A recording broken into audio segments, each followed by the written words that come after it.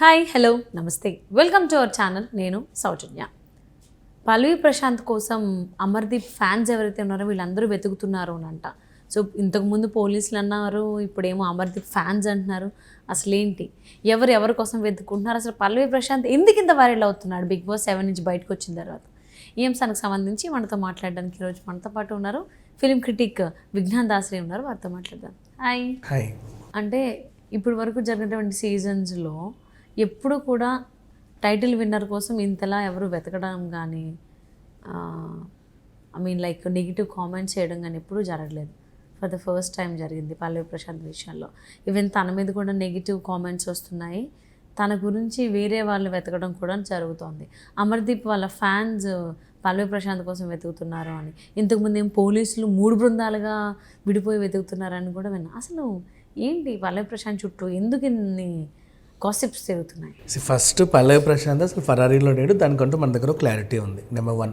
Next పోలీసులు వెతకడం అనేది ఫేక్ న్యూస్, అది కూడా మనకు తెలుసు. నెక్స్ట్ నెంబర్ 3, అమర్దీప్ ఫ్యాన్స్ గుంపులుగా వెళ్ళి వెతుకుతున్నారు. ఫస్ట్ ఆఫ్ ఆల్ అమర్దీప్కి ఫ్యాన్స్ ఎక్కడ ఉన్నారు దాని గురించి మాట్లాడుకుంటే వాళ్ళు వెతుకుతున్నారా లేదా అనేది నెక్స్ట్ చూద్దాం. పల్లవి ప్రశాంత్ కంటే సరే అతను ఒక రైతు బిడ్డని సాటి రైతులు ఏదో చేస్తున్నారు, సపోర్ట్ చేశారు. అమర్దీప్కి ఎందుకు ఉంటారు ఫ్యాన్స్? బిగ్ బాస్ చరిత్రలోనే ద వర్స్ట్ కంటెస్టెంట్ అంటే total complete Indian Bigg Boss series అన్ని సిరీస్లో హిందీ 17, కన్నడ 10, తమిళ ఒక 7, తెలుగు 7, మలయాళం ఒక 5, 6, 7 ఇవన్నీ కలుపుకుంటే ద వర్స్ట్ కంటెస్టెంట్ ఎవరు అంటే అమర్దీప్ అని చెప్పుకోవచ్చు. అట్లాంటి వాడు సెకండ్ వీక్లో వెళ్ళిపోవాల్సిన ఒక కంటెస్టెంట్కి అసలు ఫ్యాన్స్ అని చెప్పుకోవడానికే సిగ్గుపడే మనుషులు, అమ్మో అమర్దీప్ ఫ్యాన్స్ అంట అని చెప్పేసి. అట్లాంటి దానికి ఫ్యాన్స్ ఎందుకు ఉంటారు? పల్లవి ప్రశాంత్కే ఉన్నప్పుడు అమర్దీప్కి ఏమైంది? వాడు సినిమాలు, ఎగ్జాక్ట్లీ సీరియల్స్, షోస్ సో చేస్తున్నప్పుడు బిగ్ బాస్ కి రాకముందు అమర్దీప్ ని 5 ఏళ్ళు సీరియల్లో భరించారు కాబట్టి పల్లవి ప్రశాంత్ ఇష్టపడితే మాత్రం వేరే వాళ్ళు మరి ఇంత దారుణ I'm just telling like this. అదే అన్న, పల్లవి ప్రశాంత్ కి ఫ్యాన్ ఫాలోయింగ్ ఉన్నప్పుడు, వాడికి టైటిల్ విన్నర్ ఫ్యాన్స్ అందరు కలిపి ఇప్పించినప్పుడు, ఓట్స్ వేసి బయటకు వస్తే అంతమందిని చూసినప్పుడు మినిమం కొన్ని సంవత్సరాల నుంచి టెలివిజన్లో కనిపిస్తున్న అమర్దీప్కి ఎందుకు ఉండరు? అదే అంటున్నా, అమర్దీప్కి బిఫోర్ బిగ్ బాస్ రాకముందు పల్లవి ప్రశాంత్ ఆలోచించదు విజ్ఞాన్ గారు. నేను ఆలోచించట్లా. బిఫోర్ బిగ్ బాస్కి రాకముందు అమర్దీప్కి ఫ్యాన్ బేస్ ఉండేది. టైటిల్ ఫేవర్ కంటెస్టెంట్ అన్నారు, ఫ్యాన్ బేస్ ఉండేది, అన్నీ బాగానే ఉన్నాయి. లోపలికి వచ్చిన తర్వాత ఇతనికా మేము సపోర్ట్ చేసేది, ఇతనా ఈ అబ్బాయి అని చెప్పేసి చాలామంది అతను ఇన్స్టాగ్రామ్ని అన్ఫాలో చేశారు, ఫేస్బుక్లో అన్ఫాలో చేసేసారు, అతని నెంబర్ కూడా బ్లాక్ చేసి పడేశారు. వీడికని మేము సపోర్ట్ చేసేది అని అట్లా అయిపోయాడు. అండ్ ఇంకొకటి ఏంటంటే తర్వాత చాలామందికి ఒక 4-5 సీజన్స్ తర్వాత అర్థమైంది ఏంటంటే, అరే ఈ సీజన్ నిజంగా రసవత్తరంగా ఉంది అమర్దీప్ వల్ల. ఎందుకంటే ప్రతి సీజన్లో ఒక సింగర్, ఒక డాన్సర్, ఒక ఒక కొరియోగ్రాఫర్, అండ్ అలాగే ఒక న్యూస్ రిపోర్టర్, ఒక యాంకర్, ఒక ఆర్టిస్ట్, ఒక హీరో, ఒక టీవీ సీరియల్ హీరో, హీరోయిన్, ఇట్లా కొంతమందిని తెస్తారు కదా, ఒక ట్రాన్స్జెండర్ అలా తెచ్చేవాళ్ళు. అట్లా ఈ సీజన్లో వింతగా ఒక సైకోని తెచ్చారు.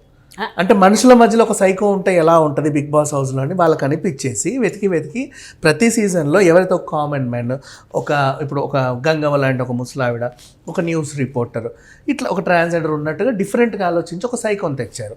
అతను సైకో అని అర్థమైన తర్వాత జనాలు అతనికి అలవాటు పడడం స్టార్ట్ అయ్యారు. అంటే ఇట్లా కూడా ఉంటుంది అంటే జరిగితే ఆయన రన్నర్ అప్ ఎందుకు అవుతాడు? అందుకే కదా సైకోయిజంతోనే రన్నర్ అప్ అయ్యాడు. అయ్యో పాపం అని జాలి చూపించారు. ఇప్పుడు సైకో అంటే ఈజ్ ఎ పేషెంట్, తనేం పెద్ద క్రిమినల్ కాదు, ఇతను ఒక సైకలాజికల్ పేషెంట్. తను జాలి చూపించి తర్వాత నెట్కి వచ్చారు అంతే.